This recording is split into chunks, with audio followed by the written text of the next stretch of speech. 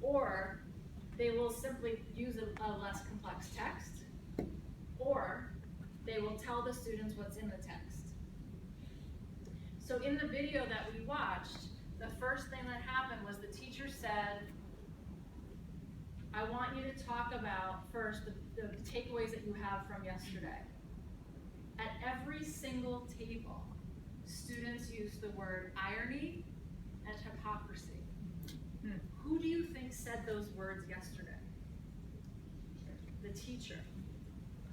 Right? So the response to, instead of saying, I'm going to find ways to scaffold and support your work in complex text, the three highest responses from teachers are make the text more accessible, either by rewriting it or using some database to do so, use a less complex text about the same topic, or use the complex text and tell you what it says. The likelihood of you walking into a classroom, the likelihood of you having been in a classroom today where teachers were telling students in subtle ways sometimes, not like, boys and girls, this is about hypocrisy, right? But saying, this paragraph is about bullying. Where do you see evidence of that in that paragraph? Right, like it's nuanced. Or asking a question, why was Johnny so angry that he threw that rock? Oh, seems like Johnny was angry. Let's find out. Right? So like there are all of these ways that we go out of our way to tell students what is in the text. So what I want to say to you when you're looking at that 8th grade classroom is that there are multiple things in play. Those students are not being asked to deconstruct complex text. They're being asked to look at complex text and find sentences that they understand. And there are few. They are also not walking into that text with a deep, new or old knowledge of the context in which, the abolitionist context, for example, in which Frederick Douglass is speaking. Right? And so there is not a system undergirding them walking into that text. Another part of this, by the way, when we say multiple levels of text, because high school teachers will throw fruit over the thought of like not letting students read books that are meaningful, relevant, and accessible, right? Like I spent thousands of my own dollars building that library, right? They all do, like we all do. So is that real? Yes, that's real. They must consume a volume of text. Is it more helpful if the volume of text they're consuming is sort of domain-based and they're getting more and more knowledge about things as they do that? Yes. But they must be reading stuff that they can read and enjoying like the love of reading and narrative and text that speak to their own life experiences. All of that is real. Great if they're reading about the world outside of their own experiences as well. And then text that stretch to higher levels with scaffolds. Nobody is saying, put Johnny in the corner and watch him suffer. Nobody is saying that. Right? So that it becomes a false dichotomy, it becomes a false fight. Okay. Yes?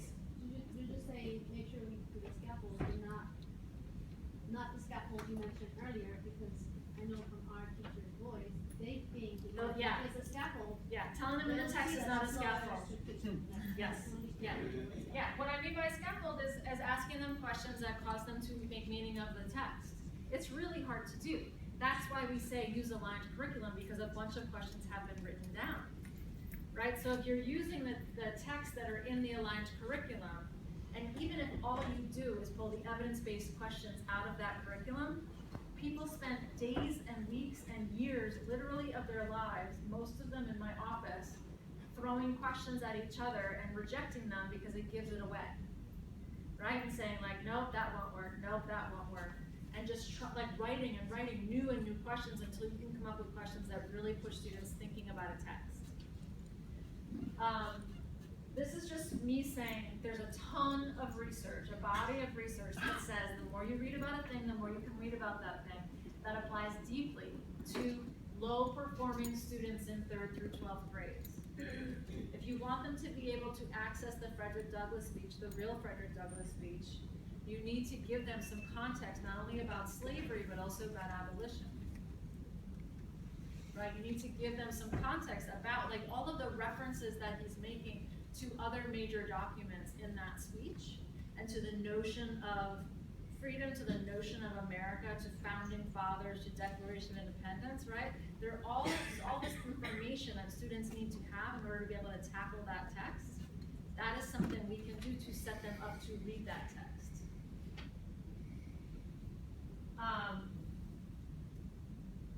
However, we're giving them disparate topics. We're asking them to read materials that are at or at their level or modified to be at that level. And we are giving them questions and assignments that don't ask them to make meaning.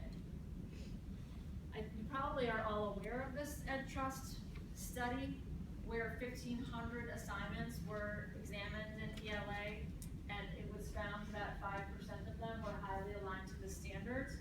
38% are aligned to the appropriate grade level for standard. 16% required citing evidence from texts, actually, and 4% for students thinking to higher levels. So an enormous number of the assignments the tasks we are putting in front of students right now simply do not ask them to do this work. This is the system as a whole. This is the system as a whole. So if you've read Lamov, you've got one piece of the elephant. You know the parable about the elephant, right? If you're touching one part in the darkness, you think you've got a rope, or if you're touching the tail, or you think you've got a tree trunk if you're touching the, you guys know the thing I'm talking about? Badly introduced in the parable. Our thinking is there's a coherent whole in literacy that you as the systems leader with the bird's eye view can think deeply about and can execute and lead against.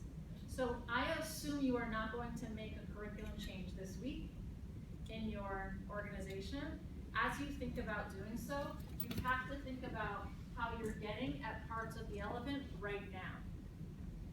Are you able to check off these boxes right now?